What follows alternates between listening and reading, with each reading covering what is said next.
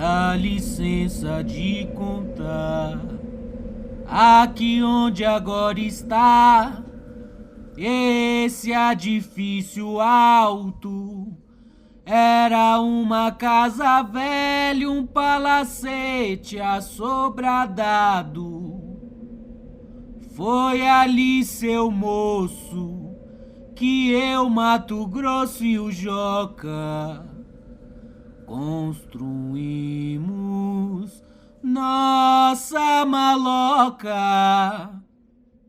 Mas um dia nós nem pode se lembrar. Veio os homens com as ferramentas, o dono mandou derrubar. O dono mandou derrubar.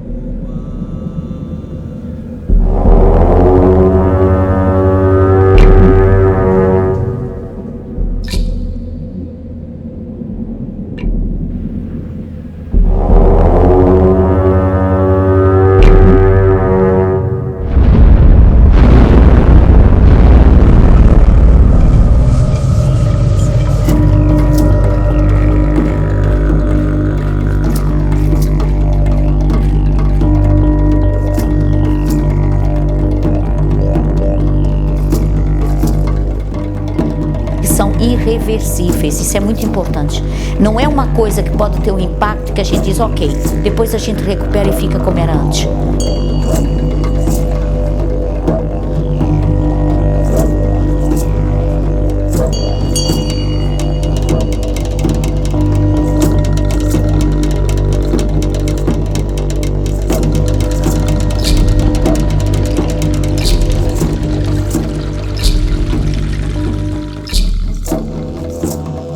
Na época do inverno, essa água aqui fica tudo vermelhinha, vermelhinha, vermelhinha mesmo.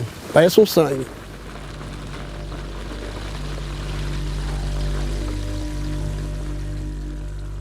Em 2012, o Brasil exportou 350 milhões de toneladas de minérios.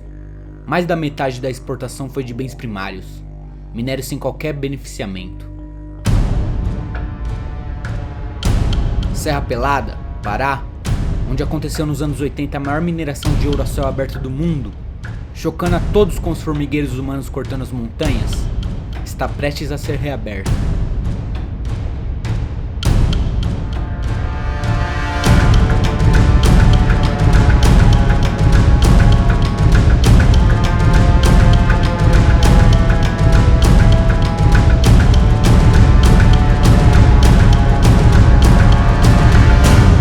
A empresa canadense que adquiriu os direitos da lavra de Serra Pelada estima que ainda exista 40 toneladas de ouro na mina.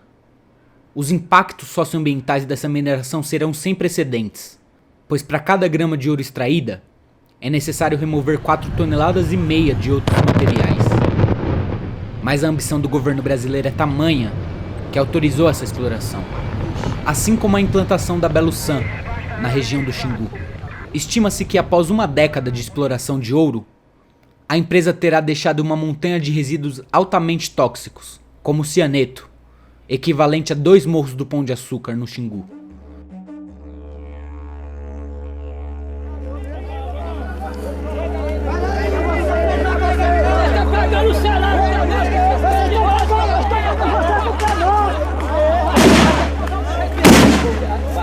Meu Deus, olha aqui, olha só, olha aqui, ó, gente, olha aqui, ó, olha aqui, ó, olha aqui, ó. O cemitério acabou de fazer do cidadão. Gente, tem que tirar pra fora.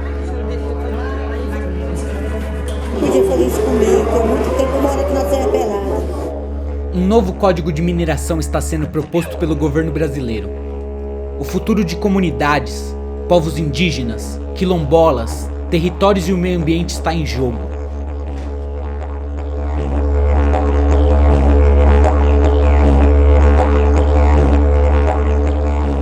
As empresas de mineração são uma das que mais financiam campanhas eleitorais no Brasil depois das construtoras.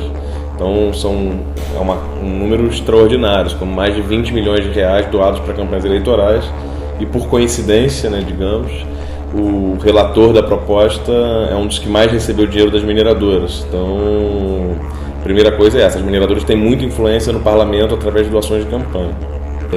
Nos últimos 10 anos, o Brasil viveu um processo de crescimento gigantesco da mineração. O negócio da mineração cresceu 550% nos últimos 10 anos. O ministro de Minas e Energia também tem vínculos importantes com essas empresas de mineração.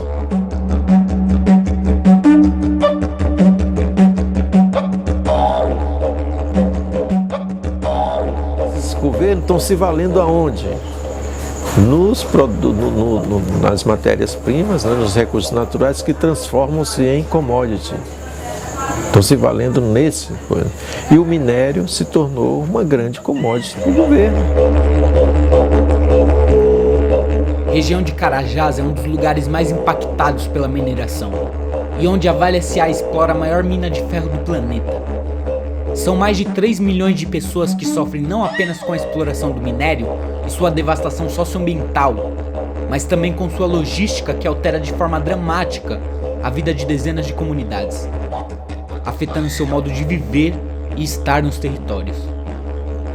Uma ferrovia de 892 quilômetros transporta diariamente por horas ininterruptas o ferro extraído da mina até o Porto Ponto da Madeira, no Maranhão.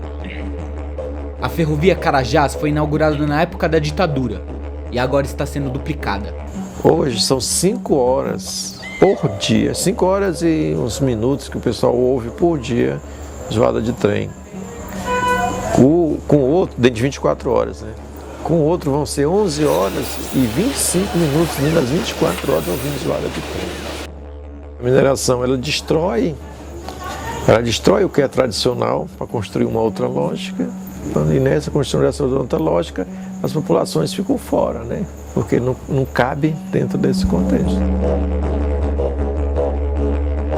O Plano Nacional de Mineração Brasil 2030 prevê investimentos da ordem de 350 bilhões de dólares nos próximos 17 anos. A proposta do governo é que consiga multiplicar por 3 ou até 4 vezes a extração mineral no país. Isso é Brasil? Quer dizer, isso é direito, isso é justiça, isso é participação, isso é social, isso é sociedade. Então existem diversos elementos que nós deveríamos realmente discutir com toda a liberdade, né? Não se trata de atacar, se trata de ver o que é o melhor para as pessoas, para os brasileiros, e não para determinados grupos. Naquele código, no artigo 54, falava sobre a proteção às fontes d'água, falava a proteção aos impactos de vizinhança, falava sobre a proteção à poluição do ar mesmo. E nesse código você não tem uma menção, sequer uma menção, nem aos impactos sobre as comunidades, nem aos impactos sobre a água e as fontes d'água ou o ar. Então, na verdade, esse código tem um silêncio absoluto sobre as questões socioambientais, sobre os impactos das comunidades. E essa é uma das brigas principais que o Comitê Nacional vem desenvolvendo, né? Tentar, na verdade, colocar os aspectos das comunidades, os direitos das comunidades, os limites ao processo de exploração ali dentro. Não é uma coincidência que o projeto de lei em terras indígenas e o Código da Mineração estejam tramitando juntos nesse momento, depois de tanto tempo. É porque os interesses da mineração querem invadir as terras indígenas, assim como querem invadir o conjunto do território nacional. Igual a gente aqui está abandonado, a gente não tem apoio de política nenhuma, entendeu? Não tem apoio do poder público. Praticamente o prefeito pegou, falou assim, toma CCN, aqui, está nas suas mãos, você faz o que você quiser. Enquanto isso, a gente está aqui, a CCN está atropelando a gente, passando por cima, entendeu? De qualquer coisa, de sentimento, de nada, de direitos, entendeu? Para ela isso não existe, essa palavra não existe, respeito, direito. Então, a expansão dela, ela quer, como se diz, é o progresso, passa por cima, não estou nem aí por cima de quem que eu estou passando, entendeu? O prefeito não está querendo nem mandar professora para cá, médico, entendeu? O posto de saúde aqui vem médico de 15 em 15 dias, isso quando vem, enfermeiro uma vez por semana. A mineração consumiu em 2012 52 bilhões de litros de água, o suficiente para abastecer a cidade de Niterói, no Rio de Janeiro, por 2 anos. A mineração usa muita água e usa muita energia, né? Então, a construção de várias barragens, por exemplo, Belo Monte, que é uma barragem a mais significativa e polêmica do Brasil hoje, a maior barragem do mundo em construção agora. 9%, a Vale é dona de 9% de Belo Monte, né?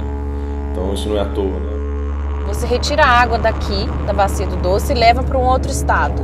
É quase como se a gente tivesse uma transposição de bacia. A gente está tirando um grande volume de água daqui de Minas e levando lá para o porto. O que eles vão fazer com essa água lá? Será que nesses dutos, nos outros dutos, a gente vai ter só minério mesmo com a água, ou a gente vai ter água também pura indo para lá?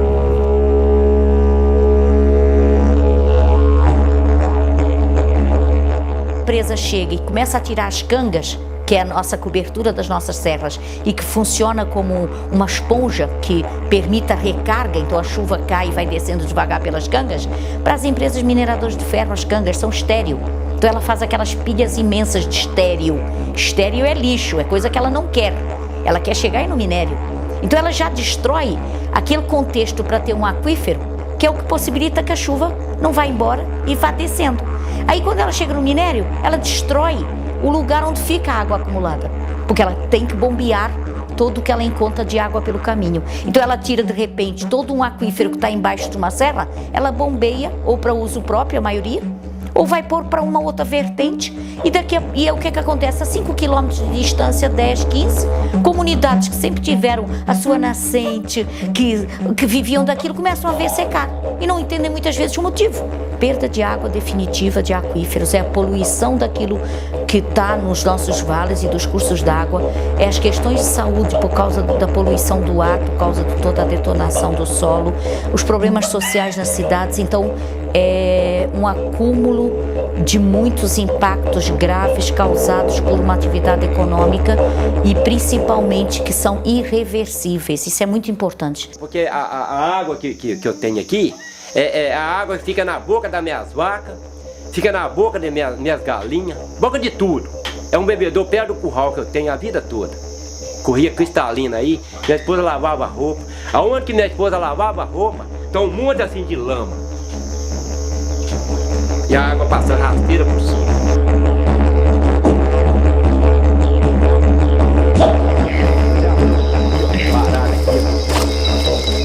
Você vê a cor dela, a cor do tempo que está aqui no fundo. Ó, isso aqui era poço, ó. Aqui. Não, isso aqui não dura 2 anos mais, não. O que estão lá na nascente dela lá, isso aqui não dura 2 anos mais, não. A água que é cristalina.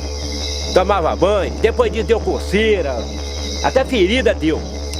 Eu quero um recado pro dono da Anglo, pra ele olhar a nascente da ferrugem, lá do Passacete, que tá cheio de resto de ética, de sujeira, de porcariado. Olhar as duas nascentes que tem família sofrendo por baixo, várias propriedades e famílias que estão sofrendo por baixo. Não sou eu. É 1 milhão de vezes mais lucrativo ser um pequeno agricultor do que trabalhar dentro de uma mineradora. A mineração é o setor que mais mata, mutila e enlouquece trabalhadores. E uma das atividades mais insalubres e mal remuneradas. Que o trabalhador, em 6 horas de trabalho, que ele recebe, em 6 horas ele paga o salário que ele recebe ao mês. Isso em média, os trabalhadores da Vale. Imagine isso. No projeto SOSD, pelos cálculos que nós fizemos aí, isso vai reduzir. Itabira é a cidade brasileira com o maior número de suicídios. Enquanto a média nacional de 2012 foi de 1 suicídio para cada 25 mil habitantes, Itabira teve 1 caso para cada 1.500 habitantes.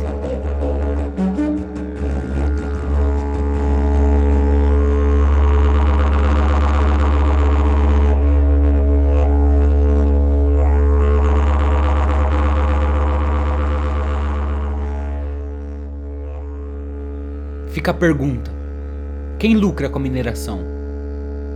O Brasil ocupa a 85ª colocação no mundo em índice de desenvolvimento humano. Exportar minério não fez do Brasil um país desenvolvido. Pelo contrário, o lucro da mineração só fez engordar os cofres de governos e grandes empresas, boa parte delas estrangeiras. Mas podemos mudar tudo isso, nos conscientizando da importância da luta pela proteção socioambiental, pelos direitos dos povos indígenas, quilombolas, dos atingidos pela mineração e comunidades dos entornos das minas. Os movimentos socioambientais juntos têm poder de pressionar governos e mudar o rumo dessa história. Fica aqui nossa provocação. informe-se, engaje-se. Juntos, podemos construir um novo mundo possível.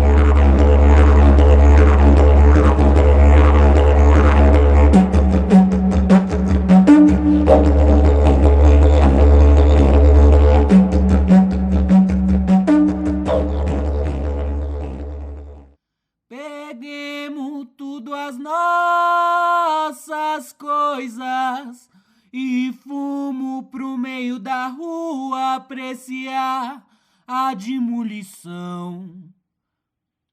Que tristeza que eu sentia, cada tauba que caía doía no coração. Mato Grosso quis gritar, mas em cima eu falei: os homens tá com a razão, nós arranja outro lugar.